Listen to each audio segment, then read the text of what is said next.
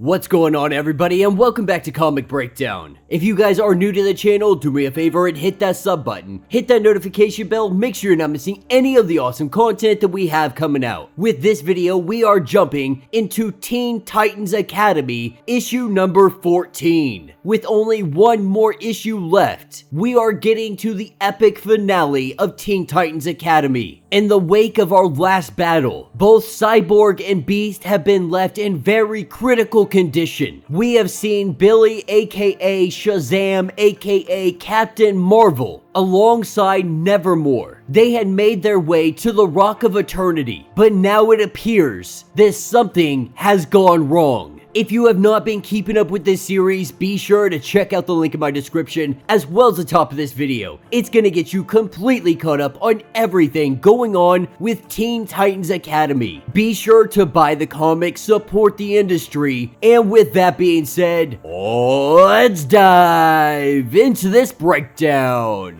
Alright gang, so as we dive into issue number 14, we are picking up with the first graduating class of Teen Titans Academy, of the Roy Harper Titans Academy. And I find it very odd that there's only 3 individuals graduating. One of them is Wally West. Like, I know Wally West has been in this Teen Titans Academy, but I really don't understand why. He is easily one of the best members of the Titans, and why they're treating him like an inferior, like a lesser, it really doesn't make sense to me. You know, you have Dick Grayson, Donna Troy, Starfire, all of these individuals that are held as like the Titans. And somehow Wally West has been pushed off to the side, and he's graduating with some students that just got here this year. This school has only been open 1 year. I don't understand how you have anybody graduating yet. But regardless of that, everybody, they enjoy the ceremony, they have some drinks, they have some fun. Everybody wondering where Crush might be, but she's not one to make an appearance at things of this nature. Meanwhile, up in the academy, we have Raven, who is talking to Cybeast.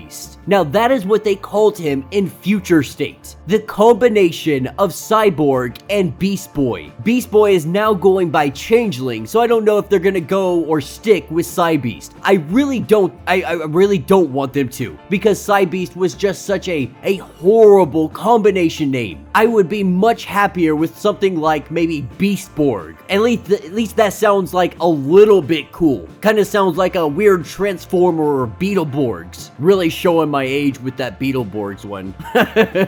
But with their horrible accident, the Future State has come to fruition. Cyborg and Beast Boy, they are now one. And they're trying to keep this under covers. They're keeping him in the shadows, not showing us his face just yet. Not wanting to join any of the festivities, he's going to stay in the dark just for a little while. Truly just trying to cope with this new reality that he is about to lead. Taking us downstairs, we have Stitch, who is running down to the Bat Pack. Stitch has been a lot of comical relief throughout all of the Teen Titans Academy, but her and the Bat Pack together, they have formed what they call Young Justice Dark. But Stitch has just gotten a message. Something terrible has happened and she doesn't know what it is. Messing with this computer monitor just a little bit so she can patch this message through onto this screen. This is where we see Nevermore. This message had been sent with a very high priority. They have some kind of problem down there. They just don't know what it is. The message doesn't come in clear enough to let them know what the threat might be. And while some of the others, they think maybe we should pass this up the chain, we see Stitch able to convince them that they should be going out and doing this. That the chain of command, they're all out there celebrating right now. This is high priority. We need to go right this instant. This is really just Stitch saying, we can do this mission without anybody's help. Now, Diego, aka the Chupacabra, he is the one member who is currently away right now, and that is because he is sitting down with his Uncle George. This is the Chupacabra trying to find his home. trying not to be some orphan boy. The truth of the matter, this is his uncle and he is hoping that this is his one chance of having some kind of real, just normal family. And so while they sit down and they have their lunch, he goes over all of the Chupacabra's drawings and how really great they are. We are taken to Changeling and Cyborg, the two of them now together as one, trying to figure out how to shave, how to do their daily, how to live with two people, two consciousness inside of one body. And while Raven is trying to be there for the both of them, Cyborg and Beast Boy, they are closing themselves off from everybody. Taking us over to Young Justice Dark, we have Stitch, who has learned the ability to open up portals, believing that this portal is going to take them to wherever Billy and Nevermore are, hoping that this is a portal to the Rock of Eternity. Unfortunately, when they walk through this portal, they find themselves on freaking Apocalypse. And so while they try to figure out what the heck they are doing there, we pick up with Changeling and Cyborg, now looking at their new features, looking at how they appear to the rest of the world. Raven tries to give them some kind of comfort, but the truth is, how do you live with two consciousness inside of you? How do you love somebody? How do you have a relationship with somebody when you are two people on the inside? And while Star Labs and everyone across the globe is trying to figure out some kind of answer on how to separate these two, this is a whole new step for all three of them. And moving forward, their relationships, their friendships, they're gonna be very difficult to handle. And so while they try to figure all of that out, we are taken back to Apocalypse. And the army of Darkseid is descending down on top of them. There being far too many of them, they have already sent out a distress call to the Titans. The only problem is, they're using an antenna that is here on Apocalypse. It is so old that they might not get the message for even a couple years, believing that maybe if they find a mother box, they can open up a boom tube and get themselves to wherever they need to be. Honestly, anywhere but freaking Apocalypse. And at this point, we can just have Stitch open up another portal. It doesn't even matter where we go, as long as we're out of here. Most of the Bat Pack, they believe that all of this was a failure on Stitch's portal, but Stitch's portal worked just fine. All she has to do is think about the Rock of Eternity, and it will bring her to that location, focusing on Billy Batson. It should have brought them directly to him, which means if they were brought to Apocalypse, that means Billy Batson is here on Apocalypse. While they try to figure all of this out, we have the arrival of Amorina, some friends of Billy Batson's from hell. They are letting him know that Billy Batson, he isn't in the Rock of Eternity, that somehow he is being held prisoner here on Apocalypse, as they find themselves cornered by all the forces of Darkseid, being completely outnumbered and outgunned, praying for any kind of distress call to get out to anybody that might be able to help. This is when we have the arrival of not only Dane, aka Nevermore, but also the arrival of Black Adam from the future. And that will be the end of this issue. So let me know what you guys think down in the comments. Now for me, I thoroughly have been enjoying most of the Teen Titans. Some of these issues have been kind of lackluster at best, mediocre if I'm being nice. But I really have enjoyed everything going on with Nevermore. Me being a huge fan of Edgar Allan Poe, Nevermore is going to be one of my favorite characters without a doubt. And with the death of the Justice League just recently happening, people are wondering, where is Captain Marvel? Where is Shazam? Where is Billy? And this is giving us that answer. Billy Batson is for some reason imprisoned on Apocalypse. And so while they try to rescue him, back at Teen Titans Academy, they have been dealing with Changeling and Cyborg. And I really do not like the fact that they did this. You know, I was hoping that this was just a future state story and we were gonna forget about it, erase it completely from our memories, and never have to hear Cy-Beast again. But unfortunately, the writers, for whatever reason, they thought that this was a good idea. Let's throw this back into the mix. Let's mix Cyborg and Beast Boy together. completely just doesn't make sense, even in the slightest. And then you're gonna tell me that you guys could figure out the science to merge them together, but not to separate them. Like, the whole premise, the whole idea, I just think it's freaking dumb.